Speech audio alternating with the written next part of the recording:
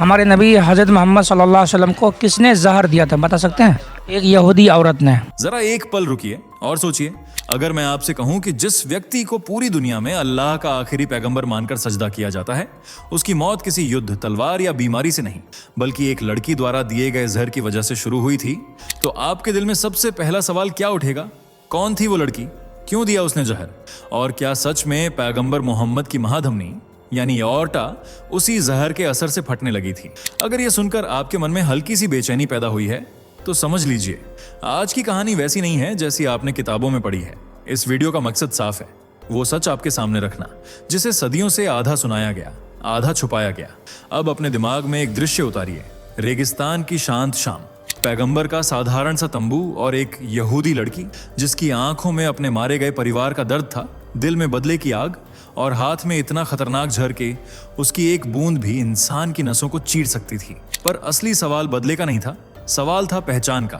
क्या मोहम्मद सच में पैगंबर थे या एक विजेता नायक? यही वह मोड़ है जहां से ये कहानी सिर्फ इतिहास नहीं रहती, ये एक परीक्षा बन जाती है, विश्वास की भी, तर्क की भी। और मैं आपको अभी एक बात साफ साफ बता दूं, जो सच आप आगे सुनने वाले हैं वह या तो आपके कई सवालों को हमेशा के लिए शांत कर देगा या फिर इतने नए सवाल खड़े कर देगा कि वीडियो को आखिर तक देखे बिना आपका मन मानने वाला नहीं। तो ध्यान से सुनिए, अब जो खुलने वाला है वह शायद आपने कभी नहीं सुना होगा। चलिए दोस्तों, जरा जल्दी से कमेंट करके बताइए ये वीडियो आपको कैसे मिला। क्या आपने इसे खुद सर्च किया था या ये अचानक आपकी स्क्रीन पर आ गया और आपने क्लिक कर दिया? सच सच बताइए, क्योंकि हमें भी जानना है कि आखिर YouTube आज हमारे सनातन धर्म की ये आवाज आप तक कैसे पहुंचा रहा है। और हां, अगर आप सच में एक सच्चे हिंदू हैं तो अभी के अभी चैनल को सब्सक्राइब कर लीजिए ताकि आने वाली हर एक वीडियो सबसे पहले आपको मिले। वीडियो को लाइक करना मत भूलना ताकि दुनिया को दिखाया जा सके कि सनातन की शक्ति अभी जिंदा है। तो चलिए बिना वक्त गंवाए बढ़ते हैं वीडियो में आगे। जरा सोचिए, पूरी दुनिया जिस शख्स को अल्लाह का आखिरी पैगंबर मानती है, जिसकी एक एक बात करोड़ों लोग आंख बंद करके मानते हैं, क्या वही शख्स अपनी मौत से 4 साल पहले छके हुए जहरीले मांस की वजह से तड़प तड़प कर मरे? और क्या सच में उनकी महाधमनी एओर्टा कटने का एहसास उन्हें अपनी मृत्यु से पहले पहले हो चुका था? अगर यह सच है तो सवाल और बड़ा हो जाता है, आखिर पैगंबर मोहम्मद को जहर दिया किसने और क्यों? आज की इस वीडियो में हम सिर्फ एक कहानी नहीं सुनेंगे, हम उस खौफनाक सच का पर्दा उठाने वाले हैं जिसे सदियों से दबाया गया, उलझाया गया और कभी पूरी सच्चाई में खुलकर बताया नहीं गया। जरा एक दृश्य अपने दिमाग में लाइए, एक शांत शाम, पैगंबर का तंबू और एक यहूदी लड़की जिसकी आंखों में अपने मरे हुए परिवार की राख, बदले की आग और एक ऐसा जहर छिपा था जिसकी एक बूंद इंसान को पल भर में खत्म कर सकती थी। लेकिन क्या उसने पैगंबर को मारने की कोशिश इसलिए की या उसने यह देखने की हिम्मत की कि क्या सच में वह नबी हैं या सिर्फ एक विजेता राजा?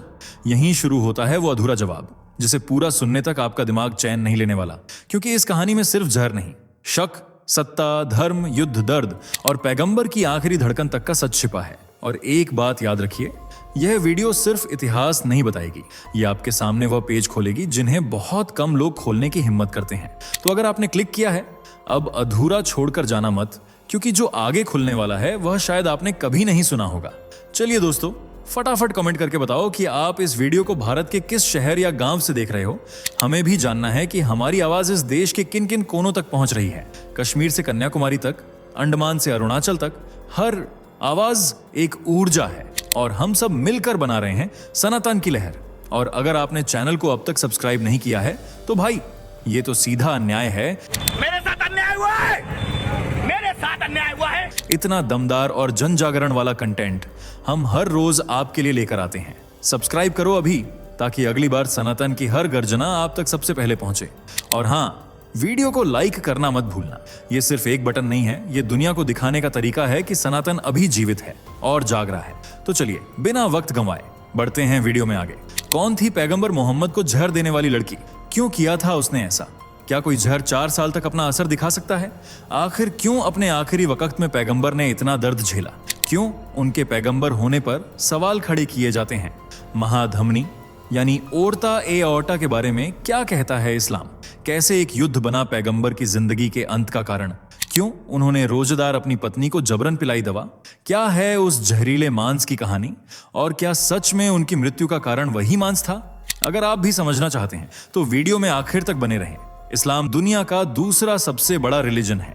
पूरी दुनिया में करीब 200 करोड़ लोग ऐसे हैं जो इस धर्म का पालन करते हैं। इसकी शुरुआत 7वीं सदी में अरब से हुई थी और इसे फैलाने वाले थे पैगंबर मोहम्मद, जिन्हें आखिरी पैगंबर माना जाता है। उनका जन्म 570 ईस्वी में मक्का में हुआ था। उनके पिता का नाम अब्दुल्लाह इब्न अब्दुल मुत्तलिब, जबकि माँ का नाम अमीना बिन्त वहाब था। पर पैगंबर साहब को कभी पिता का प्यार नहीं मिला, क्योंकि उनका देहांत पैगंबर के जन्म से 6 महीने पहले ही हो गया था। जन्म के तुरंत बाद अमीना ने उन्हें हलीमा अल सदिया नाम की महिला को सौंप दिया, जो मक्का से कुछ दूर एक रेगिस्तानी बस्ती बानू साद में रहती थी। दरअसल उस रोज मक्का में गर्मी बेइंतहा होती थी, जो बच्चों की सेहत के लिए सही नहीं थी। इसके अलावा मक्का एक बड़ा व्यापारिक शहर था, जहां अलग अलग कबीलों के लोग आते जाते रहते थे। इससे मक्का की भाषा मिश्रित हो चुकी थी, जबकि रेगिस्तानी कबीलों में शुद्ध अरबी बोली जाती थी। तो लोग अपने बच्चों को अरबी की तालीम देने और कठोर वातावरण से बचाने के लिए जन्म के तुरंत बाद ही रेगिस्तानी कबीलियाई महिलाओं को सौंप दिया करते थे। इसी तरह पैगंबर मोहम्मद को भी पूरे 2 साल तक हलीमा अल सादियात के पास रखा गया।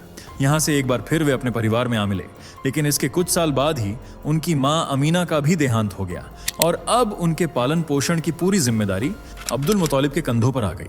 यही कारण है कि पैगंबर बचपन से ही अपने दादा के बेहद करीब रहे। उन्होंने ही उनका नाम पैगंबर मोहम्मद रखा था। अब्दुल मुत्तलिब वही थे जिन्होंने खोए हुए आबे जमझम को ढूंढ निकाला था। करीब 2 साल तक पैगंबर मोहम्मद और उनके दादा की ट्यूनिंग बनी रही, पर उनकी किस्मत में कुछ और ही लिखा था, जिसका नतीजा यह हुआ कि महज 2 साल बाद दादा का भी इंतकाल हो गया और अब उनकी परवरिश की जिम्मेदारी चाचा अबू तालिब के पास थी। बचपन भले ही कठिनाइयों और परिवार की जुदाई से भरा था, लेकिन पैगंबर साहब के पास एक अलग ही आकर्षण था। वे बचपन से ही बड़े मेहनती थे। छोटी सी उम्र में ही अपने चाचा का हाथ बटाया करते थे। सिर्फ 9 साल की उम्र में वे अपने चाचा के साथ व्यापारिक यात्राएं करने लगे। इसी सिलसिले में एक रोज वे सीरिया में पहुंचे, जहां एक विद्वान ने उन्हें देखते ही कहा कि यह लड़का साधारण नहीं है। यह वह समय था जब अरब के लोग बहुत बेईमान हुआ करते थे, पर इसके उलट पैगंबर मोहम्मद बहुत सरल, ईमानदार और सच्चे थे, जिसकी वजह से लोग उन्हें अल सदीक और अल अमीन कहते थे, यानी एक सच्चा और भरोसेमंद व्यक्ति। उनकी इसी छवि के कारण खदीजा नाम की महिला ने उनसे शादी करने की इच्छा जाहिर की। वह एक 40 साल की विधवा महिला थी, पर फिर भी पैगंबर मोहम्मद ने उनका प्रस्ताव स्वीकार किया और इस तरह खदीजा बिन्त खुवैलिद उनकी पहली पत्नी बनी। पूरे जीवन काल में उनकी कुल 11 शादियां हुई, लेकिन बच्चे सिर्फ 2 पत्नियों से ही मिले। एक तरफ तो वे स्वभाव के चलते अरब में मशहूर हो रहे थे, तो दूसरी तरफ उनका यही स्वभाव उन्हें अरब से मुंह फेरने पर मजबूर कर रहा था। बेवजह लोगों की जान लेना, ठगी और बेईमानी करना उन्हें नागवार था। इसलिए जब भी उनका मन उचटता, वे हिरा नाम की गुफा में चले जाते। कहते हैं कि इसी गुफा में सन 610 ईस्वी में उन्हें जन्नत के दूत जिब्राइल मिले। जिब्राइल ने उन्हें कुरान की आयतें पढ़ने को कहा और साथ ही यह भी कहा कि अल्लाह ने तुम्हें आखिरी नबी यानी पैगंबर चुना है, इसलिए लोगों को कुरान के बारे में बताओ।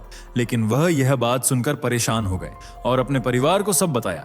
तब उनकी पत्नी ने कहा कि यह वक्त परेशान होने का नहीं, बल्कि कुरान के प्रचार का है। यहाँ पहली बार उनके परिवार ने उन्हें अपना ये पैगंबर कबूल किया, फिर दोस्तों ने और फिर रिश्तेदारों ने। अब बारी थी अरब और दुनिया भर में इस्लाम को फैलाने की, और पैगंबर अपनी सेना के साथ इस काम पर निकल पड़े। लेकिन यह काम इतना आसान नहीं था। उन्हें जब अल्लाह का ज्ञान हासिल हुआ, तब से लेकर उनकी मृत्यु तक कई बार उन पर जानलेवा हमले हुए। हालांकि पवित्र कुरान बताता है कि ईश्वर ने उन्हें दुश्मन के हर हमले से बचाने का वचन दिया था, इसलिए अपनी जिंदगी के अच्छे खासे पीरियड में वे इन हमलों से बचने में कामयाब रहे। लेकिन इनमें से एक हमला ऐसा भी था जिसे उनकी मृत्यु से जोड़कर देखा जाता है, और यह हमला करने वाला दुश्मन कोई पुरुष नहीं बल्कि एक महिला थी। दरअसल अल्लाह का आदेश मिलने के बाद पैगंबर अरब के हर हिस्से में इस्लाम का प्रचार कर रहे थे। इसके साथ ही उन्होंने आसपास के रीजन्स और देशों में भी इस्लाम को फैलाने का काम किया। जहां बात प्यार से बनी वहां तो कोई शोर शराबा नहीं हुआ, लेकिन जहां बात नहीं बनी वहां पैगंबर साहब ने युद्ध की चिंगारी जला दी। ऐसा ही एक युद्ध हुआ 628 ईस्वी में, जिसे खैबर युद्ध भी कहते हैं। खैबर में उस वक्त ज्यादातर यहूदी बसे हुए थे, इसलिए खैबर को जीतने के क्रम में अनगिनत यहूदियों का खून बहा, उनकी जानें गईं। यहूदी और मुसलमानों के बीच हुई यह जंग कई राउंड में हुई।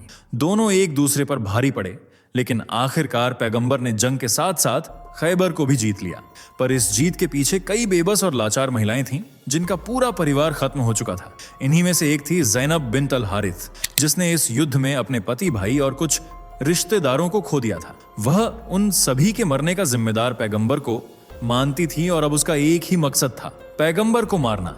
लेकिन यह वॉर इस्लाम के नाम पर हुई थी और पैगंबर खुद को नबी बता रहे थे। तो महिला यह जानना चाहती थी कि क्या सच में वह नबी हैं या एक साधारण से राजा जिनका मकसद बस अपना साम्राज्य फैलाना है। सुन्नम अबू दाऊद हदीस नंबर 4512 ये बताती है कि इस महिला ने सहाबा से पूछा कि पवित्र पैगंबर मांस का कौन सा हिस्सा खाना पसंद करते हैं। सहाबा ने बता दिया, जिसके बाद महिला ने एक बकरे को मारा और उसका कटलेट बनाकर उसमें एक बहुत खतरनाक जहर मिला दिया। यूं तो पूरा कटलेट जहर से भरा हुआ था, लेकिन जहर की मात्रा उस हिस्से में ज्यादा थी जिसे पैगंबर सबसे ज्यादा पसंद करते थे।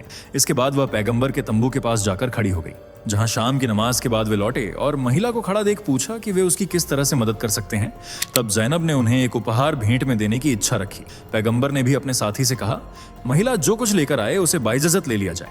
जिसके बाद जैनब ने वह जहरीला मांस उन तक पहुंचा दिया। जैनब की सोच बिल्कुल साफ थी, अगर इस जहर से मोहम्मद की मृत्यु नहीं होती है या वह इस मांस को खाने से पहले ही पहचान जाते हैं तो वह सच में पैगंबर हैं, और अगर ऐसा नहीं होता है वह इसे खाकर मर जाएंगे, जिससे यह साबित हो जाएगा कि वह कोई पैगंबर नहीं है बल्कि एक साधारण से राजा हैं। दूसरी तरफ पैगंबर और उनके साथी रात के भोजन के लिए बैठे, जहां जैनब द्वारा तैयार वह मांस भी था। उसे हाथ लगाते ही मोहम्मद ने अपने साथियों को उसे खाने से रोक दिया और कहा, मेरे हाथ ने मुझे बताया है कि यह जहरीला मांस है। पर तब उनके एक साथी ने इसका एक निवाला खा लिया था, जिस वजह से उनकी तबीयत खराब हो गई और 1 साल बाद ही उनकी मृत्यु हो गई। वहीं जहरीले मांस की वजह जानने के लिए जैनब को बुलाया जाता है। मोहम्मद उससे पूछते हैं कि क्या उसने मांस में जहर मिलाया था। जैनब ने जवाब नहीं दिया, उल्टा उनसे ही सवाल पूछा कि उन्हें कैसे पता चला। तब उन्होंने बताया कि उनके हाथ ने उन्हें बता दिया है। यह सुनकर जैनब घबराई नहीं, पर वह जानती थी कि गुनाह कबूल करने के अलावा और कोई रास्ता अब बचा नहीं है, इसलिए उसने पूरी कहानी सुनाई। जिसके बाद उन्होंने जैनब को तो जाने दिया, लेकिन पैगंबर मोहम्मद ने कई दिनों तक खाना खाना छोड़ दिया, क्योंकि उन्होंने भी थोड़ा सा जहरीला मांस चख लिया था, जिसकी वजह से पूरे 4 साल तक उन्हें असीम दर्द सहना पड़ा। इस दर्द से निजात पाने के इस्लामिक परंपरा में जितने भी उपाय थे उन्होंने वह सब आजमाए, पर दर्द से राहत नहीं मिली। यहां तक कि उन्होंने अल्लाह के दूत जिब्राइल से भी मदद करने को कहा, पर वह भी उन्हें इस दर्द से नहीं बचा सके। दर्द के साथ साथ एक और मुश्किल आ खड़ी हुई। मोहम्मद की दिमागी हालत नासाज रहने लगी। उन्हें अब किसी पर भी भरोसा नहीं था। उन्हें लगता था जैसे उनकी हालत की वजह उनके दुश्मन हैं, जो जादू टोने की मदद से उन्हें मार डालना चाहते हैं। यहां तक कि वह अपने परिवार पर भी भरोसा नहीं कर रहे थे। बुखारी 5712 के अनुसार एक बार जब पैगंबर आदि बेहोशी में थे, तब उनकी पत्नी आयशा ने उन्हें दवा पिलाई, पर जब उन्हें होश आया तो वह चिल्लाने लगे कि उन्हें दवा नहीं बल्कि जहर पिलाया गया है। अपने शक को दूर करने के लिए उन्होंने सभी को वह दवा पिलाई, जिनमें रोजेदार उनकी पत्नी भी शामिल थी। कुरान की सूरत 6644 से लेकर 46 कहती है कि अगर कोई पैगंबर झूठा होगा और वह अल्लाह के पैगंबर होने का दावा करेगा तो अल्लाह उसकी महाधमनी यानी एओर्टा को तोड़ देंगे। और इस्लामिक ग्रंथों के अनुसार एक बार पैगंबर ने अपनी पत्नी आयशा से कहा था कि उन्हें ऐसा लग रहा है जैसे उनकी महाधमनी यानी ओर्ता को काट दिया जा रहा है। इस वाकया और जैनब द्वारा दिए जहर के बाद पैगंबर की खराब हालत ने कई लोगों के मन में यह शक पैदा कर दिया कि क्या सच में वह पैगंबर हैं। इस शक के बीज एक नहीं कई बार बोए गए हैं। एक बार जब उनके बेटे इब्राहिम बहुत ज्यादा बीमार थे, तब पैगंबर ने उस बच्चे को बचाने के लिए अल्लाह से गुहार लगाई, पर बावजूद इसके वह अपने बच्चे की जान नहीं बचा पाए। जिसके बाद उनकी पत्नियों में से एक ने सबके सामने उन पर सवाल खड़ा किया कि अगर वह पैगंबर हैं तो अपने ही खास लोगों को क्यों नहीं बचा पाते। इन सवालों से तंग पैगंबर ने मारिया को तलाक दे दिया, पर सवालों का यह सिलसिला उनकी मृत्यु तक चला, क्योंकि वह अपने आखिरी समय में बेइंतहा तड़पे थे। एक तरफ दर्द, दूसरी तरफ मानसिक पीड़ा और तीसरी तरफ औरता वाली बात के बाद लोगों का शक। इस सब के बीच 8 जून 632 ईस्वी को पैगंबर मोहम्मद की मृत्यु हो गई। लेकिन वह जितना अपने आखिरी समय में तड़पे थे, उससे कहीं ज्यादा बुरी हालत उनके शव की हुई, जिसे 3 दिनों तक बिना अंतिम संस्कार सड़ने के लिए छोड़ दिया गया, क्योंकि उनके अनुयायी अब इस बात पर बहस कर रहे थे कि इस्लाम के प्रचार के लिए अगला खलीफा कौन होगा। इसी विवाद के चलते पैगंबर के खासम खास लोगों में विवाद हो गया। अंसार और मुहाजिरुन नाम के 2 गुट आमने सामने आ गए। अंसार की मांग थी कि खलीफा उनमें से एक होना चाहिए, जबकि मुहाजिरुन चाहते थे कि खलीफा उनमें से चुना जाना चाहिए। इस तरह यह विवाद युद्ध तक पहुंच गया। दोनों गुटों के बीच 2 दिनों तक घनघोर युद्ध हुआ और फिर 2 दिन बाद बड़ी मुश्किल से अंसार ने अबू बकर को पहला खलीफा कबूल किया। इस तरह पैगंबर के मरने के 3 दिन बाद पहला खलीफा चुना गया, पर इन 3 दिनों तक किसी ने भी उनके शव को देखने की भी जरूरत नहीं समझी। यहां तक कि अबू बकर भी उन्हें देखने नहीं गए। हालांकि तबरी के इतिहास की परंपरा में उल्लेख मिलता है कि जब पैगंबर की मृत्यु हुई तब अबू बकर मदीना में नहीं थे। वहीं तबकात इब्न ए साद की परंपरा के अनुसार पैगंबर का अंतिम संस्कार तब तक नहीं किया गया जब तक कि उनका पेट फूल नहीं गया और नाखूनों का रंग नीला नहीं पड़ गया। कासिम इब्न मोहम्मद के अनुसार पैगंबर के शरीर की हालत बहुत खराब हो गई थी। उनके हाथ की उंगलियां और नाखून पूरी तरह से नीले पड़ चुके थे। शरीर डिकम्पोज हो रहा था, इसलिए उनके साथियों ने पैगंबर को नहलाया और उन्हीं कपड़ों में दफना दिया जिन्हें पहनकर उनकी मृत्यु हुई थी। इस तरह उनका आखिरी वक्त बेहद दर्द भरा रहा। न तो उन्हें आखिरी समय में सुकून मिला और न ही मृत्यु के बाद उनके शरीर को राहत पहुंचाई गई। इसकी एक वजह है उनके पैगंबर होने पर शक और दूसरी ज़ैनब द्वारा दिए गए जहर का कहर। हालांकि इतिहासकार मानते हैं कि किसी जहर का असर 4 साल तक नहीं हो सकता। आपको क्या लगता है उनका आखिरी समय इतना कठिन क्यों था? कमेंट जरूर करें। वीडियो पसंद आई हो तो लाइक, शेयर कर चैनल को सब्सक्राइब और बेल आइकन को प्रेस करना बिल्कुल ना भूलें। मिलते हैं अगली वीडियो में, तब तक के लिए बाय बाय। दोस्तों, आपके स्क्रीन पर 2 और वीडियो दिख रही हैं, जिसे देखने के लिए आप स्क्रीन पर क्लिक करें। दोनों देखिएगा, बहुत अच्छी वीडियो बनी है।